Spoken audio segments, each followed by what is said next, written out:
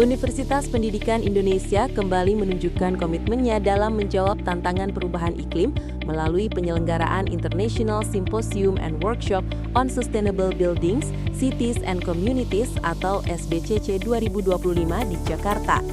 Forum internasional ini membahas strategi pendinginan berkelanjutan untuk kota dan hunian di wilayah beriklim panas dan lembab. SBCC 2025 digelar di Grand Ballroom Hotel Mercure, Jakarta pada Senin 15 Desember 2025. Kegiatan ini diselenggarakan oleh Universitas Pendidikan Indonesia melalui Pusat Unggulan Universitas Material dan Energi Bangunan Rendah Emisi (PUU-MEB). Forum ini menghadirkan pembicara dari dalam dan luar negeri yang berasal dari kalangan akademisi, praktisi industri, serta dari pemerintah yang diwakili oleh Menteri Perumahan dan Kawasan Permukiman Indonesia, Bapak Fahri Hamzah.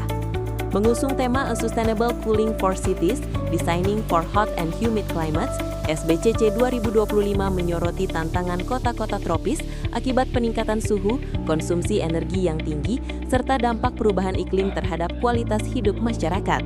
Menurut Ketua Konferensi SBCC 2025, Dr. Beta Paramita, climate change itu nyata, oleh sebab itu forum ini mempertemukan berbagai kalangan untuk mencari solusi untuk dapat diterapkan bersama-sama. Dunia kita itu change rapidly, very rapidly begitu ya. Kita berubah cukup cepat dan kita tidak bisa menyangkalnya lagi.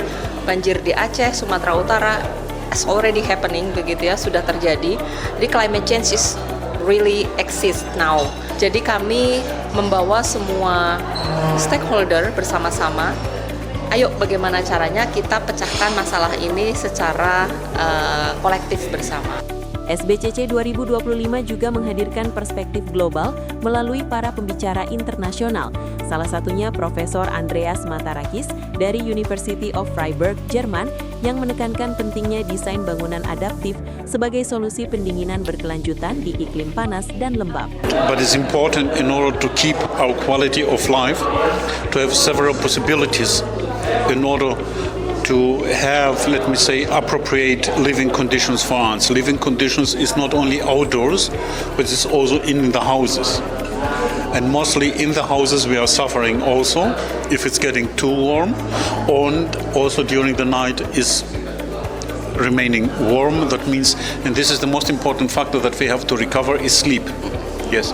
And then we look concerning how to provide these appropriate conditions indoors. This can be done with air conditioning, but air conditioning requires energy, is expensive, and the other possibility is to modifying the buildings depending if it's a huge city or this is a rural area, that means single houses.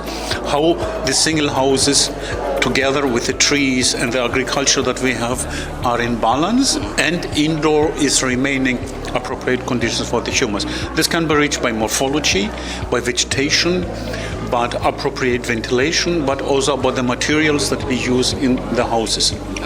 Dengan digelarnya SBCC 2025, UPI mendorong kolaborasi lintas sektor untuk menghasilkan rekomendasi kebijakan, inovasi teknologi, serta publikasi ilmiah yang mendukung pembangunan kota dan hunian yang lebih sejuk, rendah karbon, dan berkelanjutan. SBCC 2025 menjadi bukti aktif Universitas Pendidikan Indonesia dalam menghadirkan solusi nyata bagi masa depan kota dan komunitas yang berketahanan iklim baik di tingkat nasional maupun global. Dari Jakarta, TV UPI mengabarkan.